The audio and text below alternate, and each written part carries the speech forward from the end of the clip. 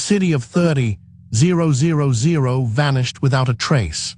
Petra, the jeweled heart of an Arabian empire, was erased so completely that 300 years later, nobody remembered who built it. In the 1st century CE, a city emerged in the desert that should not have existed. Petra rose from bare stone in southern Jordan, a place where water was scarce and trade routes were brutal, yet somehow became the richest city in Arabia. By 100 CE, 30,000 people lived there. They were Nabataeans, merchants, architects, engineers, and traders who had seized control of something worth more than gold. Frankincense, myrrh. These resins burned in temples across Rome, Egypt, and the Mediterranean. A single pound of frankincense cost as much as a laborer's yearly wage. The Nabataeans controlled every caravan that moved these goods north.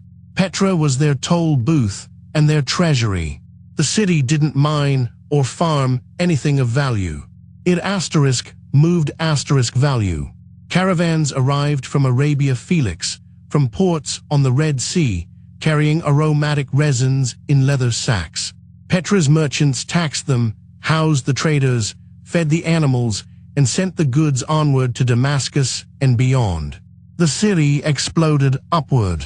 Tombs were carved into rose-red cliffs, not crude shelters, but architectural statements. Temples rose. Water channels were engineered to flow impassably through stone. Markets sprawled. A theater was built into the mountainside. Pottery workshops hummed. By 200 CE, Petra was prosperous enough that it seemed permanent, the kind of place that had always existed and always would.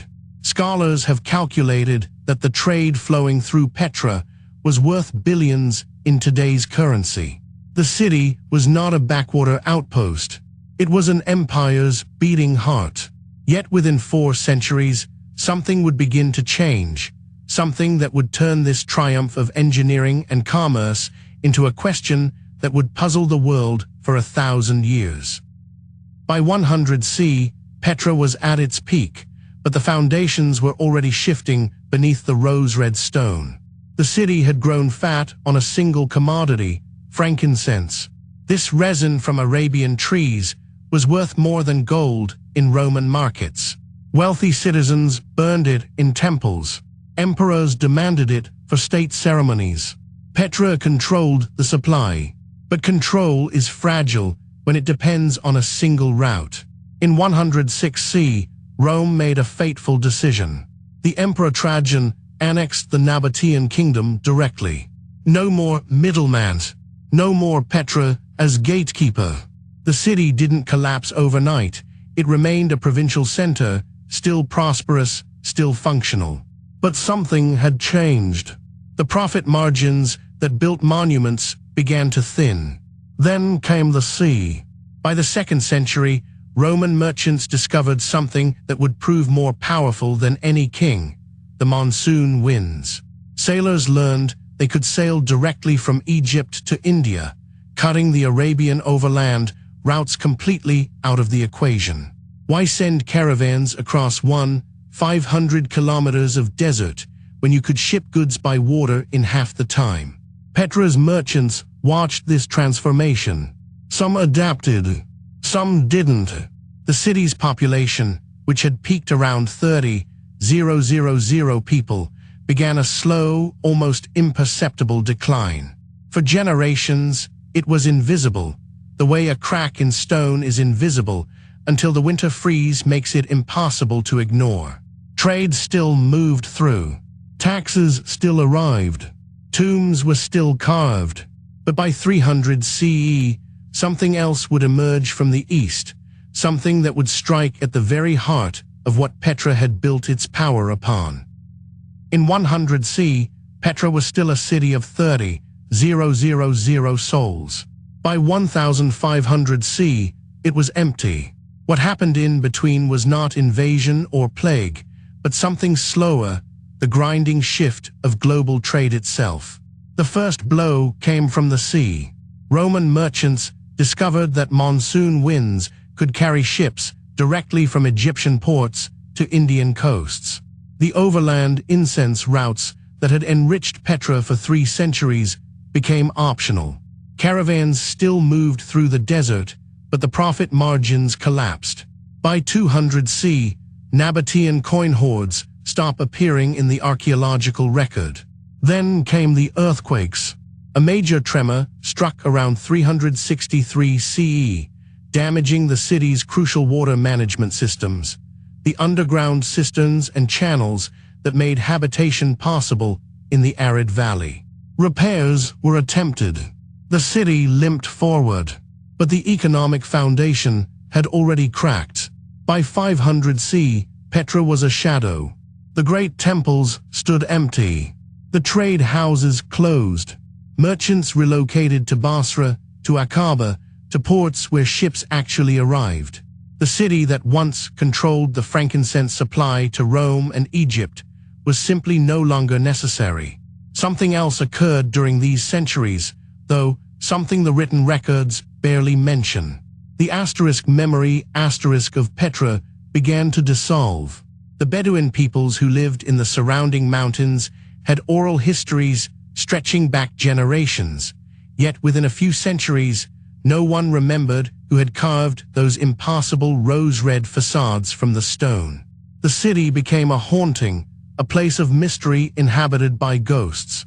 By 1200 C, the Nabataean language itself was dead. No one in the region spoke it anymore.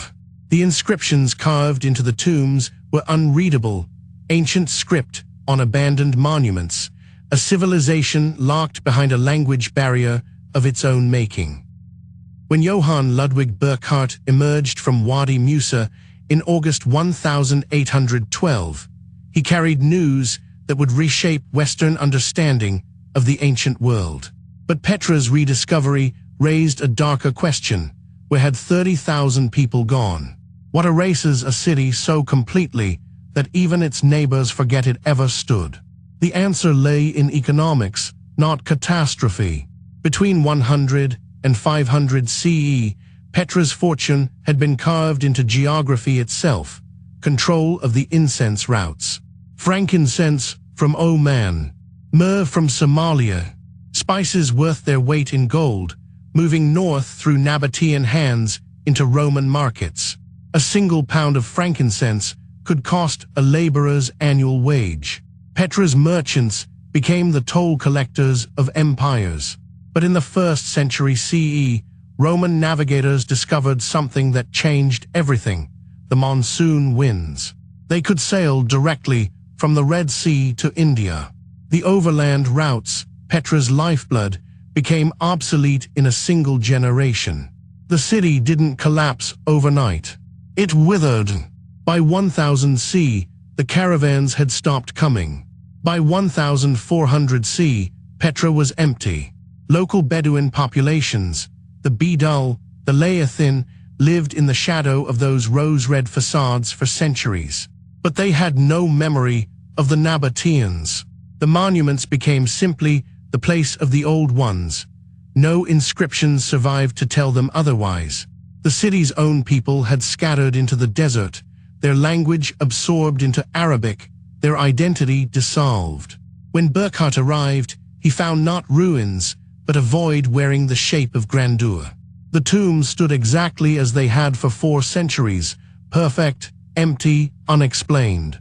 What Burckhardt didn't know was that his rediscovery would trigger a competition between nations and scholars that would last for 200 years, all of them racing to answer the same haunting question: who were these people? What remains of Petra today tells a story that Burckhardt's journals could never complete. The city's magnificent facades, carved into rose-red sandstone cliffs across 264 square kilometers, survive largely intact. The treasury, the monastery, the royal tombs, yet they stand as monuments to absence. Excavations beginning in the 1920 under teams led by archaeologists like Dimitri Kirkbride uncovered pottery shards, coins minted between the 1st and 3rd centuries, and the physical ruins of markets, temples, and a sophisticated water management system that once served 30,000 people. But the written records vanished. No library was ever found. No administrative archives. No Nabataean texts explaining why they left. Scholars today, working at sites like the nearby Nabataean settlement of Avdet in Israel's Negev desert, have pieced together the broad narrative. Arab traders shifted their routes northward by 300 CE. The Red Sea ports grew wealthy.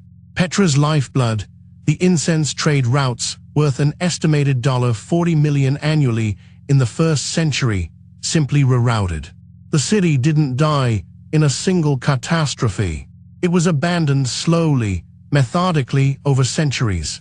The last documented Nabataean presence appears in records around 1500 CE.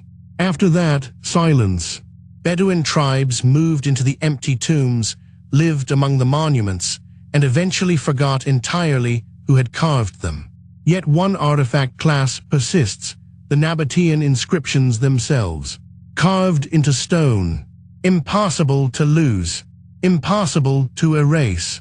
And they reveal something the missing archives never could, something about what the Nabataeans chose to remember about themselves, even as the world forgot them entirely. Petra's erasure reminds us that even the mightiest empires can dissolve into silence. Another file is already open. If forgotten histories fascinate you, join the archive.